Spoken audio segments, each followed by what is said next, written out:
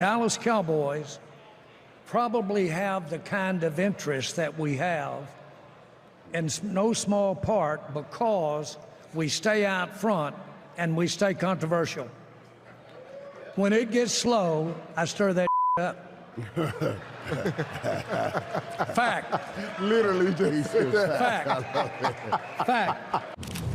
My point is, I just want to be relevant. I just want you to be over here looking at us. Now then, in between that, I want to say to everybody in this room, I don't think that has ever kept us from scoring a touchdown one. Right. I don't think it has kept us from having a football player one. I don't think it's ever kept us from having the financial wherewithal to get a football player.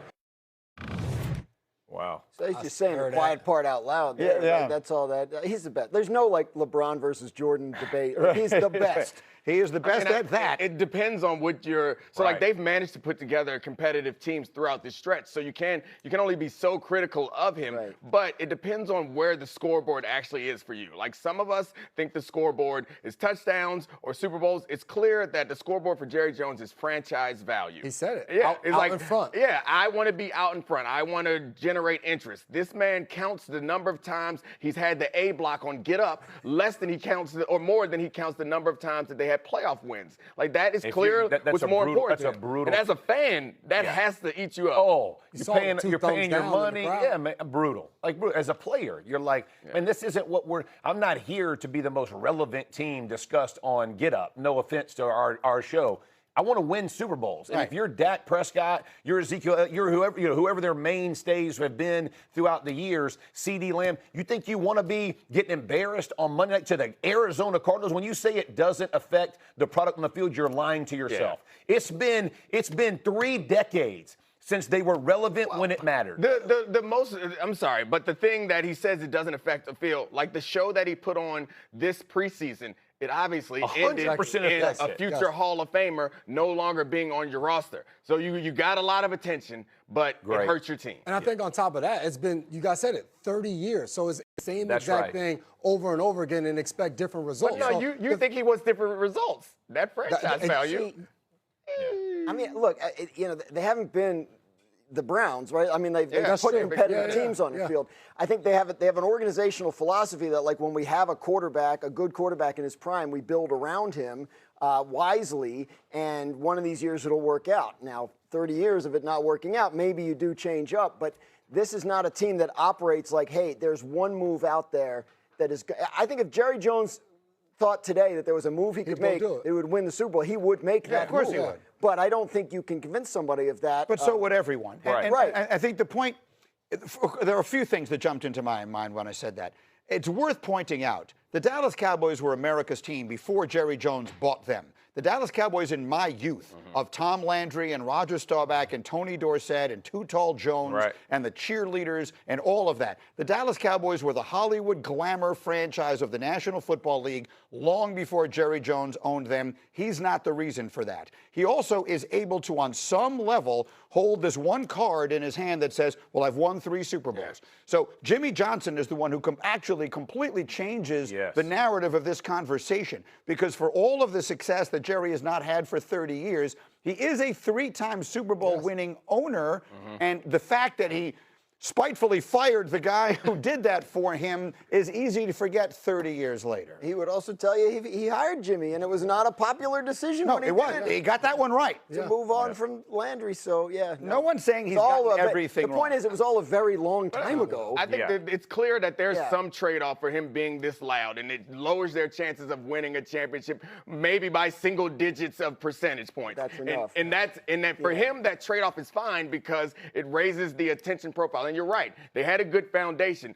but what this franchise has done since then on the economic side is like, it's kind of unprecedented. It's pretty, and it's all from his perspective, it's all from generating attention. And well before the rest of us caught up to understanding and appreciating the value of the attention economy, Jerry Jones did. And he's made a lot of money, not a lot of Super Bowls off of it. That's probably fair. All right, we've got college basketball tonight on ESPN. Year's draft. I'm fascinated to see what they're going to do, because 7-2, trying to cash in on this thing. Like, is there a big move up front on defense, at running back, at wide receiver, any of those spots. I think they're a very interesting team. How are they going to keep their foot on the gas? What would define a big move at those three positions? And that's the thing, right? Like, so could you talk the Bengals out of Trey Hendrickson, given that they've lost 2 games in a row that they should have won? Could you get the Browns to really consider Myles Garrett? Those are big moves. Wide receiver, getting Jacoby Myers back, it would probably help them, but I don't know that that's like a monster splash move. I mean, we're in the last day, right? We're in the hours before the deadline, and what we've been hearing over the last 24 to 48 hours is a lot like what we've been hearing over the last couple of weeks, which is, they don't want to move him. They're asking this. So what changes here between now and 4 o'clock Eastern? Does somebody change their stance? Does somebody make an offer that gets a team to consider moving a player they weren't considering before? The Patriots are positioned to be a team like that given the resources they have. Raj, yesterday Jerry Jones intimated that he had a trade in the hopper. Was that Jerry Jones stirring the pot? Yeah. Are they serious shoppers before the deadline? Yeah.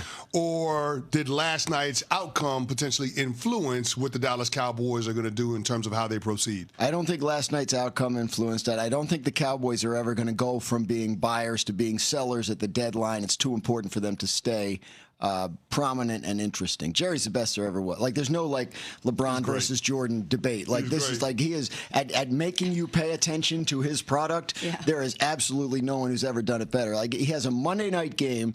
He goes out in the afternoon, tells everybody, I got a trade, but I'm not telling you what it is. You're gonna have to stay tuned. And he has the hockey commissioner in. They make the big announcement. Stephen A's in the booth. It was just a master class yesterday.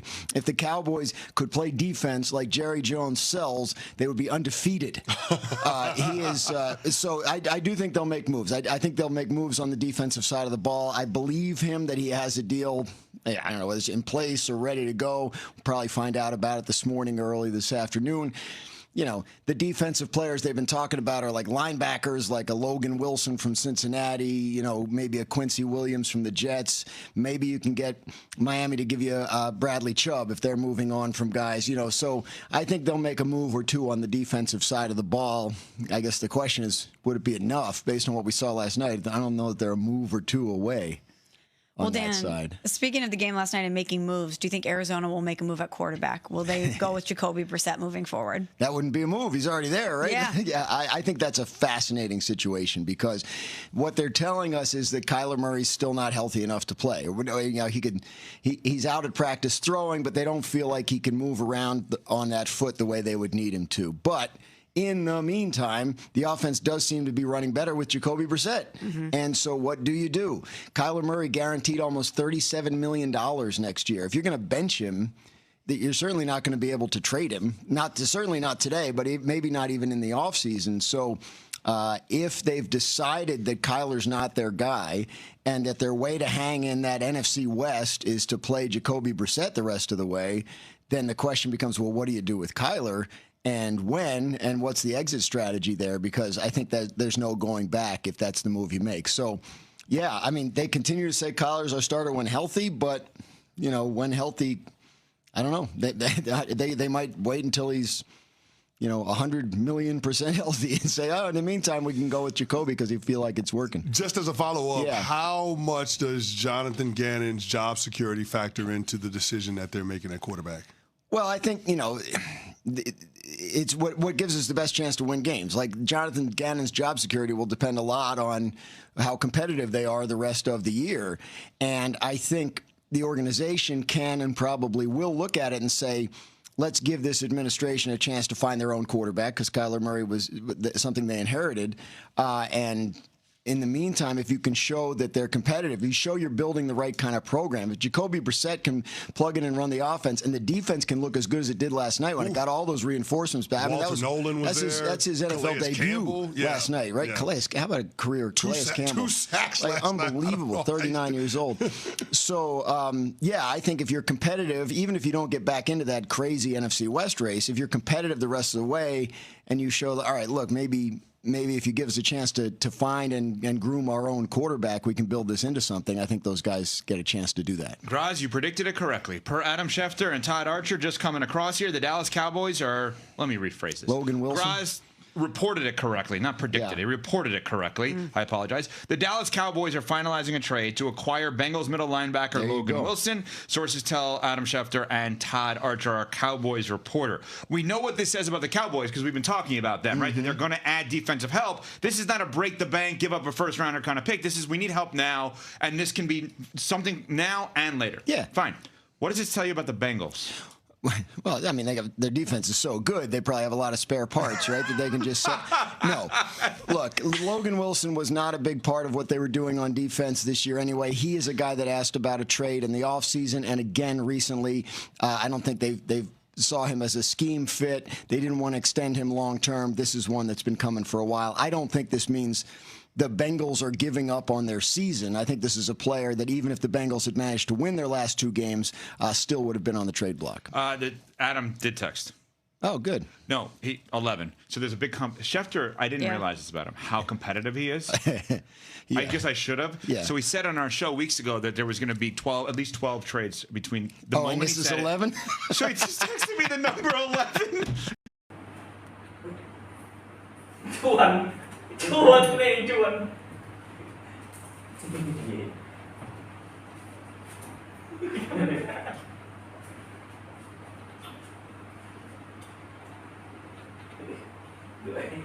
Người ta ấy nha.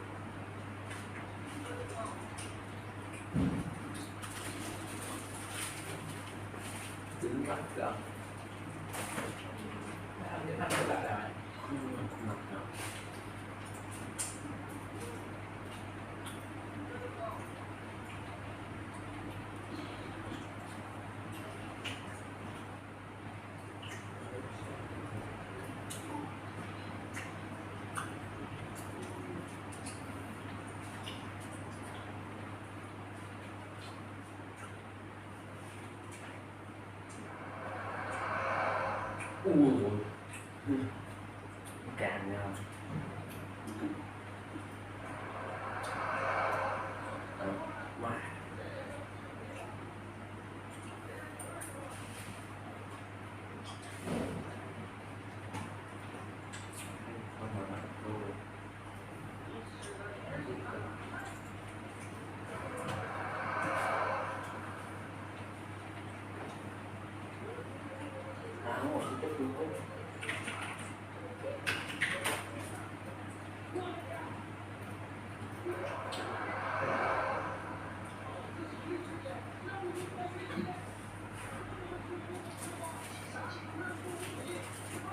Quanh không nói gì nhé.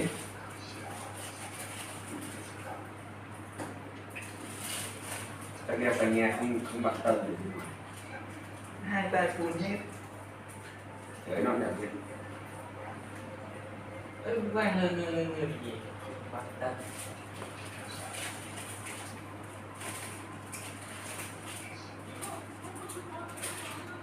Không làm hả?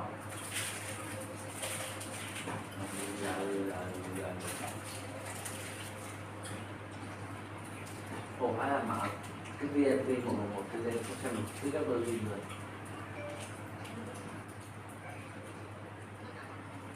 Em bị cái gì ra vậy?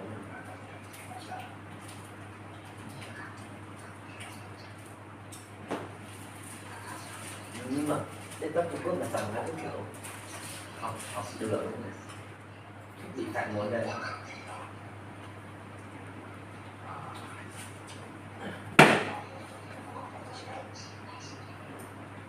Đăng luôn cả hai kênh nhé. Đăng rồi. Em cứ gọi là đăng cả hai kênh xem. Không đăng nhưng phải đăng cách ra mấy em phải cho vào edit nó khác video đi. Chứ đừng là một video đấy em đăng được hai kênh, đăng cùng không giỏi. Đăng cái kênh này em biết đi hai cả em cái mặt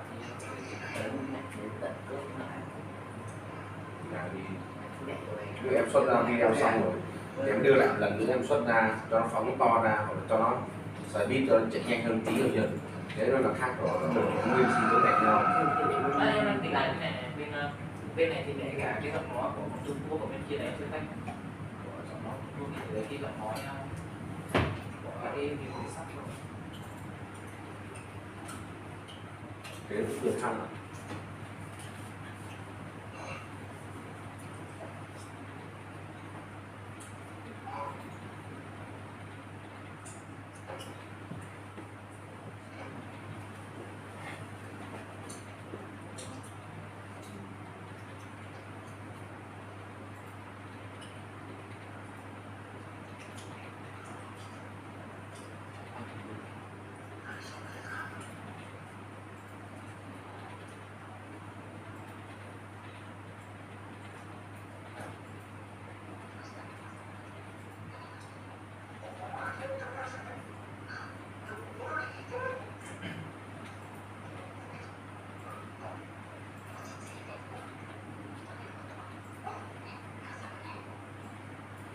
cho lật mới cho phóng mà chứ lưu ý phóng to tí là to lắm rồi ốc phải không là ngang rồi phóng đường như vậy luôn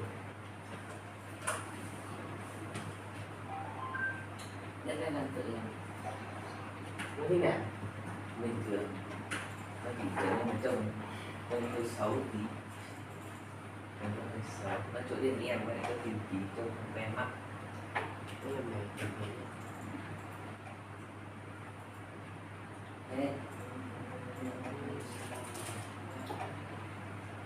Để đưa sơn đen đi, đưa hết cái này đi bỏ bỏ bánh này là lần này sơn hóa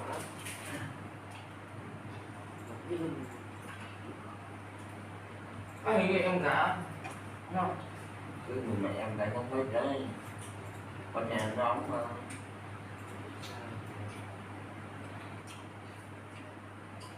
em có tư hạt luôn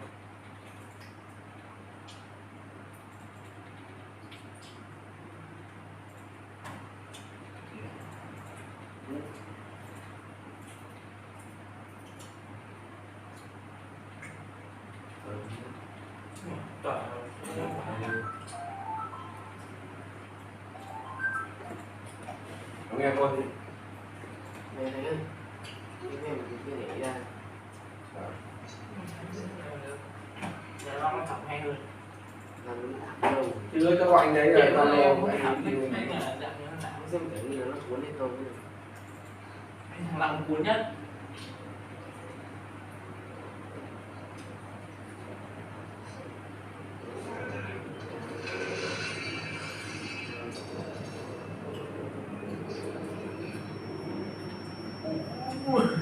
Khả năng đấy nó không ấy thì cháu đi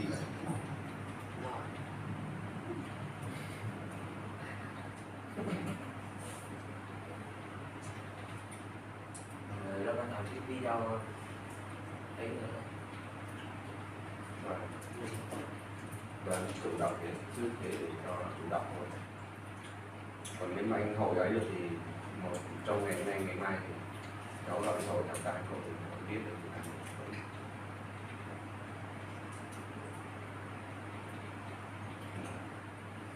Thế thôi nhé. Dạ hả? Vâng vâng. Quốc nó tiền không ra nhưng chứ nó phụ người ấy là ấy đi rồi nên nó từ mọi người rồi nó không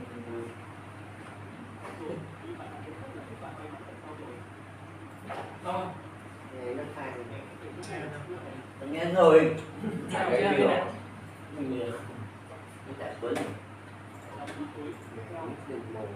giờ định bao nhiêu năm chưa? Nó kia nó vừa được 5 phút.